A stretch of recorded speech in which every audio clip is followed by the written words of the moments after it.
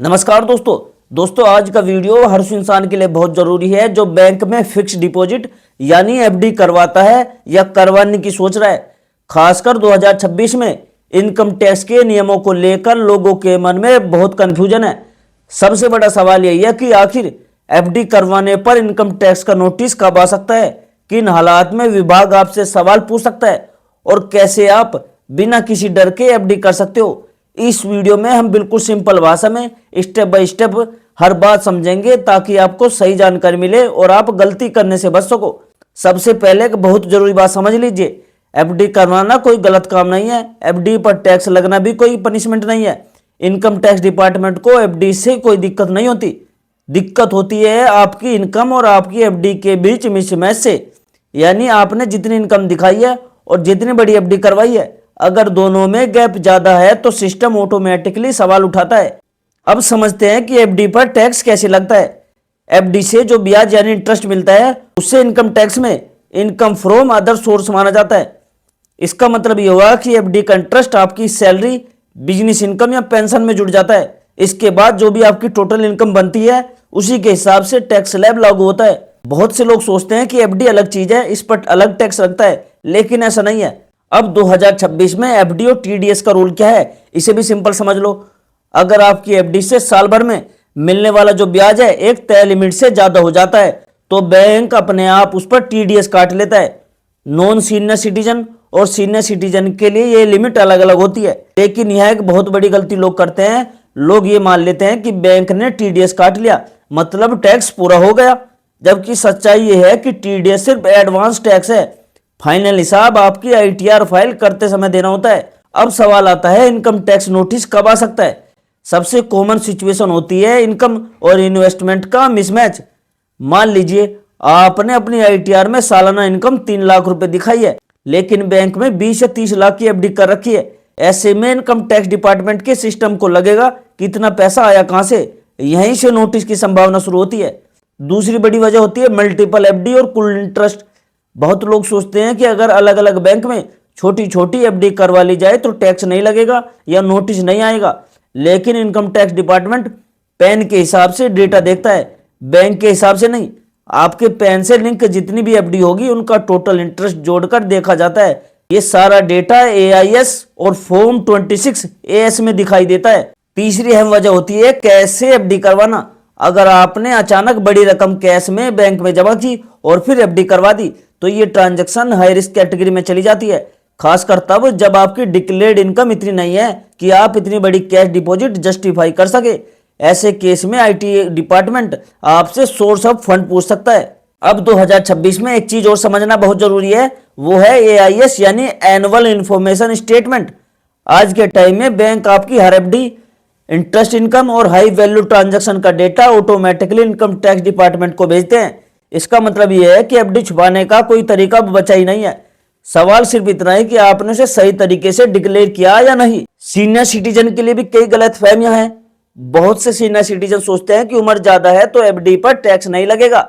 सच्चाई यह है कि बेसन एग्जेम्पशन लिमिट तक इनकम टैक्स फ्री होती है, लेकिन अगर आपकी पेंशन, एफडी का ब्याज और दूसरी इनकम मिलाकर लिमिट क्रॉस हो जाती है तो एफडी का इंटरेस्ट भी टैक्सेबल हो जाता है। अब बात करते हैं एक बहुत कॉमन गलती की जो नोटिस का सबसे बड़ा कारण बनती है, वो है एफडी इंटरेस्ट को आईटीआर में ना दिखाना। कई बार बैंक ने टीडीएस तो काट लिया होता है, लेकिन व्यक्ति जो होता है आईटीआर फाइल ही नहीं करता या आईटीआर में एफडी इंटरेस्ट शो नहीं करता। ऐसे केस में सिस्टम ऑटोमेटिकली मिसमैच पकड़ लेता है और नोटिस जनरेट हो सकता है। एक और गलती होती है गलत साल में इंटरेस्ट दिखाना। अगर आपकी एफडी कुमुलेटिव है तो भी हर साल इंटरेस्ट एक्यूर होता है। भले ही पैसा मैच्योरिटी पर मिले, लेकिन टैक्स हर साल के इंटरेस्ट पर देना होता है। बहुत लोग मैच्योरिटी वाले साल में पूरा इंटरेस्ट दिखाते हैं जो टेक्निकली सही नहीं है और इससे भी नोटिस आ सकते हैं। अब अगर आपको इनकम टैक्स का नोटिस आ जाए तो घबराने की जरूरत नहीं है। नोटिस आने का मतलब ये नहीं है कि आपने कोई क्राइम किया है। बहुत बार सिर्फ एक क्लैरिफिकेशन के लिए होता है। डिपार्टमेंट आपसे पूछता है कि एफडी का पैसा आया कहां से या इंटरेस्ट इनकम आपने क्यों नहीं दिखाई। अगर आपके पास दोस्तों सही डॉक्यूमेंट है और इनकम जेन्युइन है तो जवाब देना आसान होता है, लेकिन प्रॉब्लम तब होती है जब एफडी का पैसा अनअकाउंटेड सोर्स से आया हो या आपने जानबूझकर इनकम छिपाई हो। ऐसे मामले में पेनल्टी और इंटरेस्ट दोनों लग सकते हैं। इसलिए सबसे सेफ तरीका यही है कि एफडी करवाने से पहले ही थोड़ा सा टैक्स प्लानिंग कर ली जाए। अब प्रैक्टिकल तरीका समझते हैं जिससे आप सेफ रह सकते हो। अगर आप बड़ी एफडी करवाने वाले हो तो पहले अपने टोटल इनकम कैलकुलेट करो, देखो कि आपकी इनकम किस टैक्स स्लैब में आती है, उसी हिसाब से एफडी इंटरेस्ट को प्लान करो। जरूरत पड़े तो टैक्स सेविंग इंस्ट्रूमेंट का इस्तेमाल करो ताकि ओवरऑल टैक्स बर्डन कम हो। फॉर्म 15G, फॉर्म 15H को लेकर भी बहुत कंफ्यूजन है।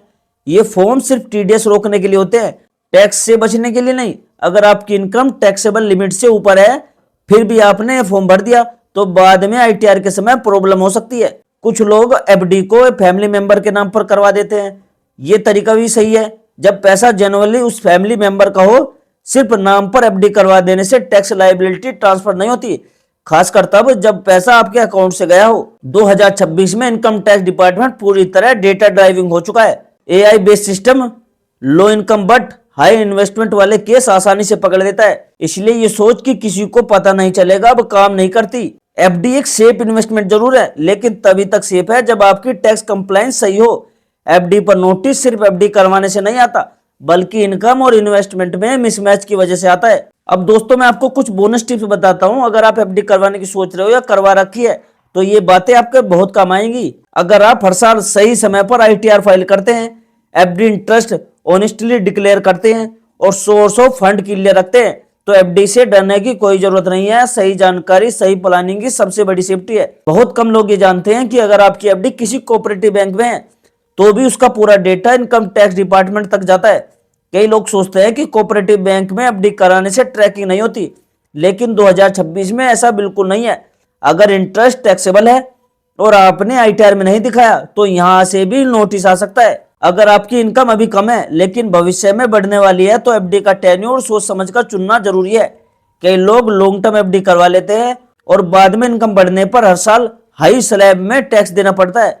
सही प्लानिंग से एफडी को शॉर्ट टेन्योर में तोड़कर टैक्स इंपैक्ट कम किया जा सकता है। बहुत से लोग ये गलती करते हैं कि एफडी मैच्योरिटी पर मिलने वाला जो पैसा सीधा खर्च कर देते हैं और उसका कोई रिकॉर्ड नहीं रखते।